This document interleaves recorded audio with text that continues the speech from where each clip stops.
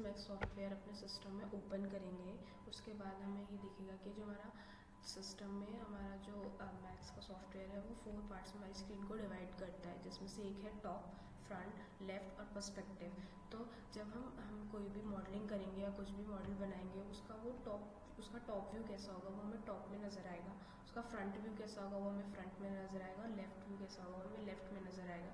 Perspective में हमें उसकी 3 डायमेंशनल जो मॉडल है हमें उसकी 3D इमेज नज़र आएगी, 3D मॉडल नज़र आएगा। तो अब हमारे पास ये ऑप्शन खुले हैं, तो इसमें आप ग्रिड्स को देख सकते हो कि ये ग्रिड्स यहाँ पे आ रही है। तो हमें ग्रिड्स की स्पेसिंग को सेलेक्ट करना है। तो हम उसकी जो ग्रिड की स्पेसिंग है उसको सेलेक्ट या चेंज कैसे कर सकते हैं। तो हम जाएंगे यहाँ पे स्नैप टॉगल पे, हम यहाँ पे राइट क्लिक करेंगे तो हमारे पास ये वाले ऑप्शंस ओपन होंगे, जिसमें से हम ऑप्शन 3 होम ग्रिड पे जाएंगे। देन जो ग्रिड डायमेंशंस हैं हम उस पर जाके ग्रिड स्पेसिंग में जाके हमारी ग्रिड की जो स्पेसिंग है उसको सेलेक्ट कर सकते हैं, या चेंज हमें करनी है तो हम वो भी कर सकते हैं। देन उसके बाद हम सेट जो भी हमें मेजर मतलब डायमेंशंस रखनी है वो सेट करके हम उसको क्रॉस कर देंगे। अब इसके बाद हम सेट करेंगे अपनी यूनिट्स के, हम किस यूनिट में हमारा जो मॉडलिंग है वो करना चाहते हैं, इंचेस में, फिट में।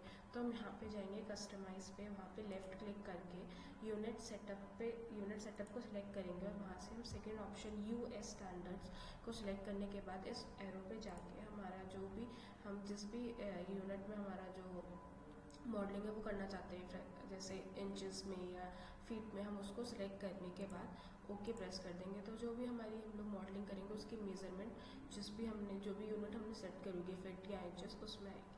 उसके बाद अब हम देख रहे हैं कि ये हमारा हम जो मॉडलिंग करेंगे वो हमारा जो 3ds मैक्स में जो भी हम मॉडलिंग करते हैं वो हमें इन चारों जो व्यूज़ हैं उसको ध्यान में रख के करनी होती है। चारों व्यूज़ इंपॉर्टेंट होते हैं, हमें इन चारों को ध्यान में रख के अपनी मॉडलिंग करनी होती है। अब हमें अगर किसी भी एक स्पेसिफिक व्यू को देखना है, जैसे हमें सिर्फ अभी यहाँ पे मेरे चारों व्यूज़ विजिबल है, अगर हमें सिर्फ टॉप व्यू में हमारे मॉडल को देखना है कि हमारा जो मॉडल है वो टॉप से कैसा दिख रहा है, या हमें उसमें कुछ करेक्शंस करनी है, तो हम वो कैसे करेंगे। हमें इसको पूरा एक फुल स्क्रीन पे देखना है, हमें ये 3 नहीं देखने। तो हम क्या करेंगे, हम जो भी हमें व्यू को फुल स्क्रीन पे लाना है उसके लिए हम उस व्यू को सेलेक्ट करेंगे। जैसे मुझे टॉप व्यू ओपन करना है तो मैंने ये टॉप को सिलेक्ट किया, देन उसके बाद हम Alt W को प्रेस करेंगे तो ये हमारा फुल स्क्रीन पे आप देख रहे हो कि टॉप व्यू हमारा फुल स्क्रीन पे विजिबल हो गया है।